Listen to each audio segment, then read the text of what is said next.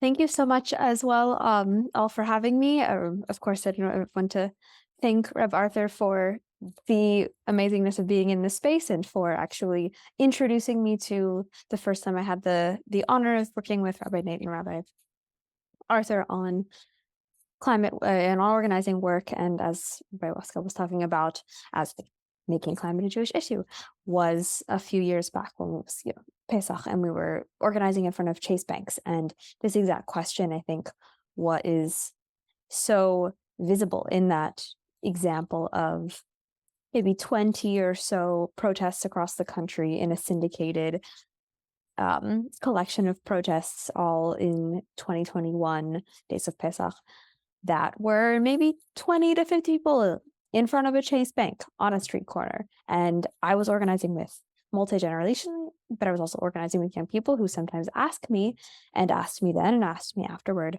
what is this doing? Is this symbolic? We know in organizing that it's important to target the public, to have the symbolic. But as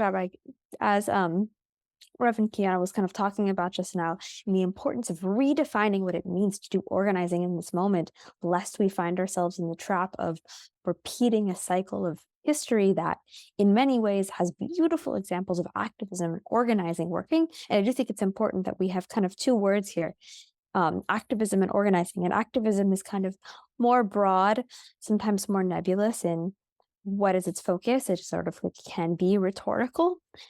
And it doesn't just have to mean pursuing material change and the shifting of the balance of power and getting people structurally aligned and into the streets in order to create change by exerting their own political power in the face of kind of hegemonic systems that are seizing power from them and restricting that power, which I would call organizing. And I think what we're going to clarify here is that we're not post-organizing, as Kiana was just talking about the amazingness of what organizing can do in our communities. Maybe we are post-activism in that general sense. And I kind of, as we heard, Baya's beautiful reflections on this, I think what inspires me so much about him is he's an organizer, an activist, maybe post-activist. He's also a scholar.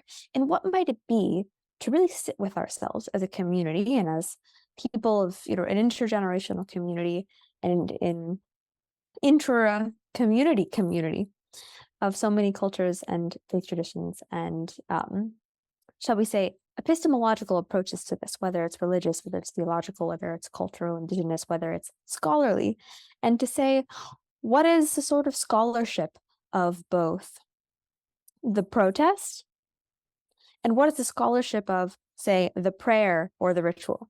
And to me, I'm so entranced by this idea of coming to terms with the diasporic, quote unquote, quality of our local lives. And in Jewish tradition, that diasporic quality is 2,000 years old. And this quote, getting to the very edge of temporality. And to me, these ideas are embodied fundamentally in what the Shalom Center is putting forth, in addition to the idea of prophetic Judaism and of post-activism, but this idea of the activist festival, and the idea that what might it be to bring together the protest and the prayer, the protest and the ritual.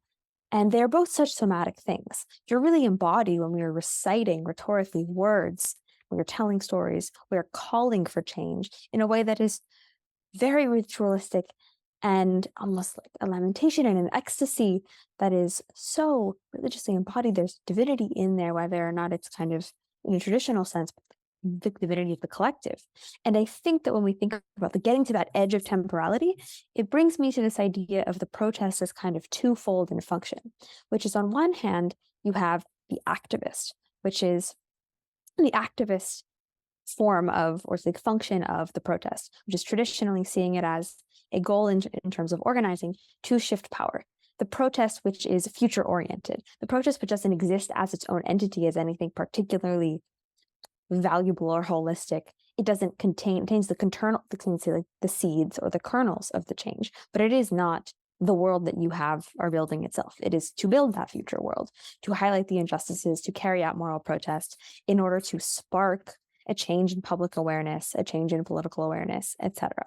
And sometimes we see that really work when we have sustained public protests. And sometimes we see people standing on the stanchion or standing in front of this Chase Bank, standing in small groups in ways that become a spectacle without becoming a lot of change.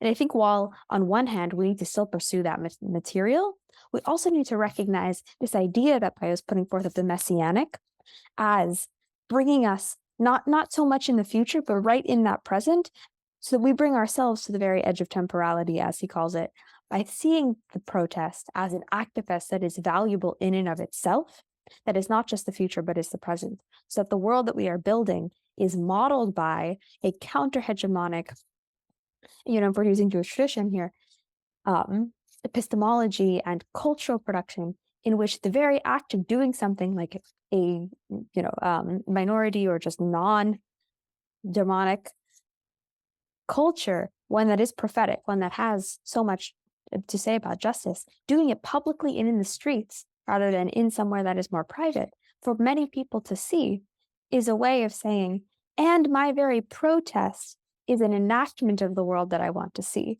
because it is different than those systems of injustice.